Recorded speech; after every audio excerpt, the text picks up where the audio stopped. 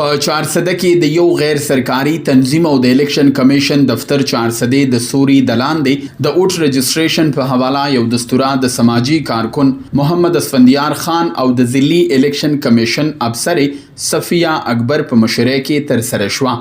راغلی مشرانو کې ډي اس پی هډ کوارټر نصر الله خان، ناظم جانزیب خان، ایڈی لوکل گورنمنٹ، ډسټریکټ سوشل ویلفیر افسر محمد شعیب خان په شمول د علاقې صحافیانو د اوټ رجسټریشن په حواله صدا قسمه خبرې وکړي. الیکشن کمیشن نماینده چې زما ستاسو نه کم تمې دي توقعات دا سره مخکې هغه شیر کوم ځکه چې دا دونه ښه ټولنه ده دې کې د هر طبقې خلک شته. نو زه به طور سرکاري نماینده یا به طور الیکشن کمیشن نماینده زه د تاسو نه څه ایکسپیکټ کوم، څه تمه ساتم راتلونکي الیکشن کې انشاءالله تعالی، ځکه چې تاسو ته پته د الیکشن هلې ځلې دي او کیدای شي میاشت دوه دریو کې موږ یو غټ الیکشن ته روان دي شو. نو دای حوالې سره زه به په دې ګیدرینګ کې چې کوم پولیټیکل پارټیانو خلک دي عبدالله صاحب چې په خپل کار روان کړی دی، لوکل ګورنمنټ کې هم کار کړو.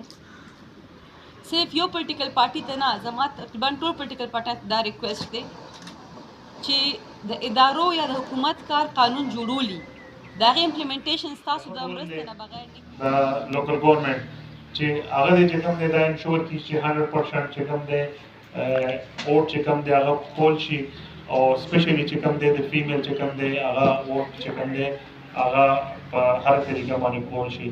موږ سره چې کوم دی لوکل ګورنمنټ ډپارټمنٹ دی اسسٹنٹ ڈائریکٹر سے آواز کا مطالبہ ہے کہ الیکشن مشاہدہ کار الیکشن آبزرور کا تناسب مرد کے برابر ہو.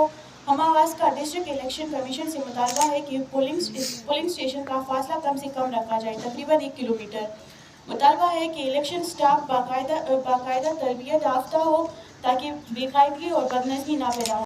راغلي مقررینو وویل چې د زنانو شناختی کارت او د اوټ رجسټریشن د موجوده وخت اهم ضرورت دی. پکار دا چې عام خلک هم دې خوا ضرور پاملرنه وکړي. سلمان شاه، پښتونخوا ریډیو، مردان.